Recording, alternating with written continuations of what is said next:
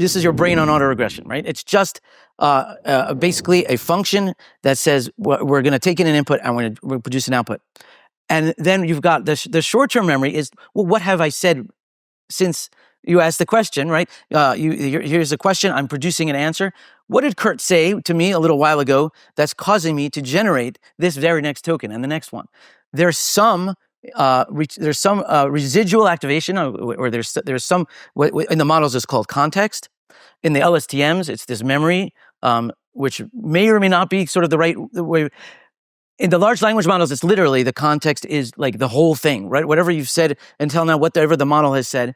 In our brains, it's probably closer to the LSTMs. It's some sort of compressed version, but that is the whole flow. The whole flow is you've got a static set of weights, which is our brain, and then our sort of dendritic weights, and then you've got this dynamic process of, okay, generate with those weights, generate one thing, tack it on to what's been generated before, and this may go a lot longer than short-term memory. It may not be 15 seconds as short-term memory dictates.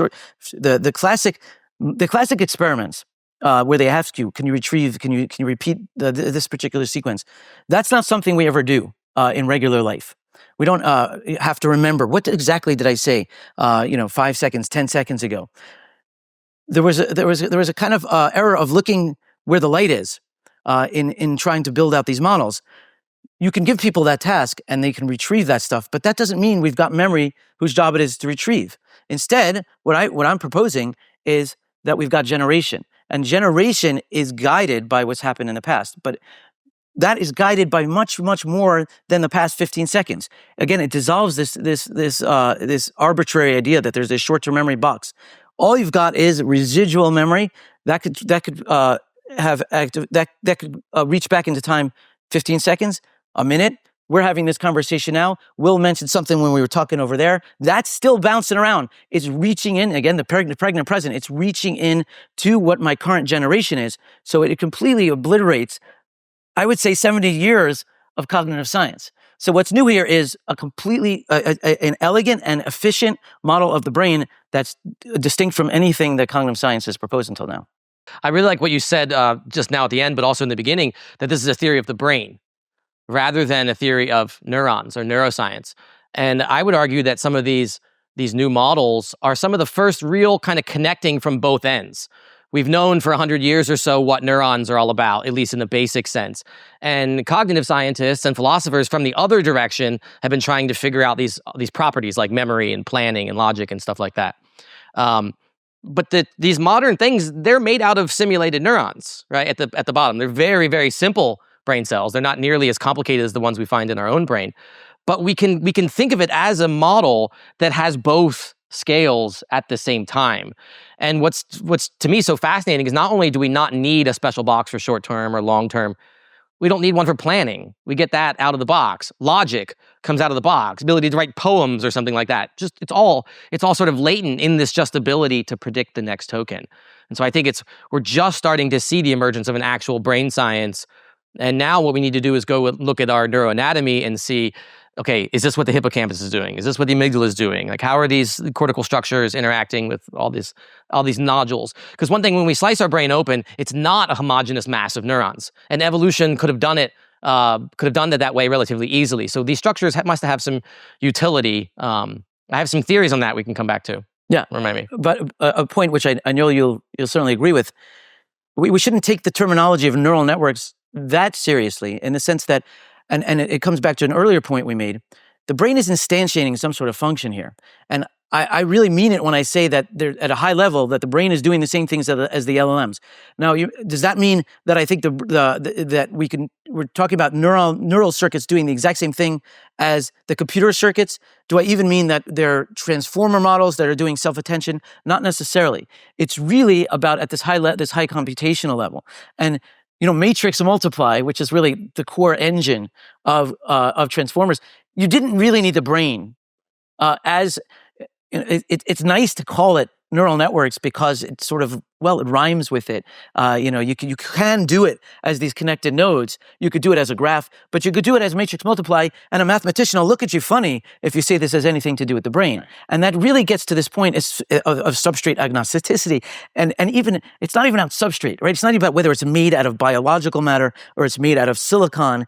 It's really about thinking about these things not at the architectural level, but thinking really at the functional level. And the functionalists, there was a functionalist school once upon a time in psychology, but they didn't have the breadth or the depth of computational resources to really explore things this way. But I think we're becoming functionalists once again. Just real quick. They entertain the idea that all this was software, but they were looking at a 1950s version of software, and they say, oh, the mind can't be anything like that. And so the cognitive revolution kind of died out. Right. So now we're seeing a revival. I want to get to consciousness and language, but there are 2 points of confusion which I think may be related. So if language just refers to itself, then let's rewind the clock 10,000 years when our vocabulary was smaller, and let's just say we had the words fight and mouth and left. How do those 3 tokens become 3,000 explicated tokens? So that's one question. Mm-hmm. Then another one is, well, what about indexicals? Like, pass me that. Meet me here. I'm going there. Okay, what tethers that to the world? And even worse is there's these sort of conjunction words that it's not exactly clear what they're doing, and you're touching on a very difficult problem. So the origins of language have always been fascinating and really one of the greatest challenges in cognitive science. The problem got worse, not better in some ways, by virtue of what we've discovered, because this, as you're pointing out, right, the claim here is that language is a sort of perceptual, independent. It's own kind of organism. If we look at animal signaling, and there's very strong, many decades of research. Animals don't seem to do language. I think we have a better idea of what we mean by that now. They don't do auto-regressive next token generation. They have nothing remotely like this. What they do have is this kind of concrete signaling that there's this kind of situation arises in the environment. You make this sound. They don't have is. They don't have the. They don't have any of these things. They don't have anything like the true generative kind of system that we do. The fundamental question here is how on earth did we as organisms make this huge qualitative computational leap from one kind of system to a completely different kind of system where what those words the and all and is are really doing, we're only now going to understand, we're only going to start to understand them within this kind of framework. They don't show up in animal language. They don't show up in any sort of classic semiotics where it's like that symbolizes that. They don't symbolize anything in the environment. But they're very powerful in the autoregressive process. They are doing things in that framework. And so I think there's an incredibly deep mystery here as to how language sort of jumped from what was presumably a purely kind of correlational associationist system of this environmental stimulus, and I'm going to make this sound, or I'm going to make this, or release this pheromone, or whatever it is that animal communication consists of, to a stimulus independent, computationally autonomous system that of course interacts with that other thing, but is in many ways divorced and autonomous from it.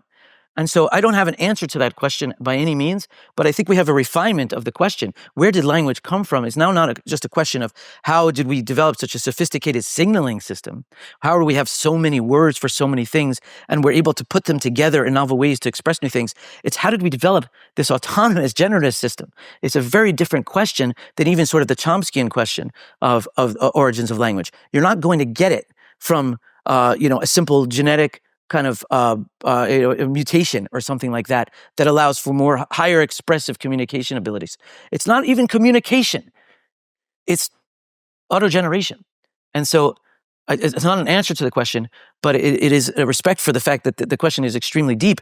I don't know where language came from. I have very strange thoughts about it now. It's similar to the conversation we had with Michael Levin. There's patterns in the universe that have found their ways into our brains. that are much, much richer than we could ever have imagined. They're just spectacular. They are far greater than anything that if you take the greatest scientists and the greatest engineers and lock them in a room for thousands of years, no one could have come up with anything remotely like language. Maybe they could have come up with a brilliant communication system based on the standard symbol, representation, but nobody could have come up with this. Where did it come from? Hi, everyone. Hope you're enjoying today's episode. If you're hungry for deeper dives into physics, AI, consciousness, philosophy, along with my personal reflections, you'll find it all on my Substack. Subscribers get first access to new episodes, new posts as well, behind-the-scenes insights, and the chance to be a part of a thriving community of like-minded pilgrimers. By joining, you'll directly be supporting my work and helping keep these conversations at the cutting edge. So click the link on screen here, hit subscribe, and let's keep pushing the boundaries of knowledge together. Thank you and enjoy the show. Just so you know, if you're listening, it's CurtJaimungal.org, CurtJaimungal.org.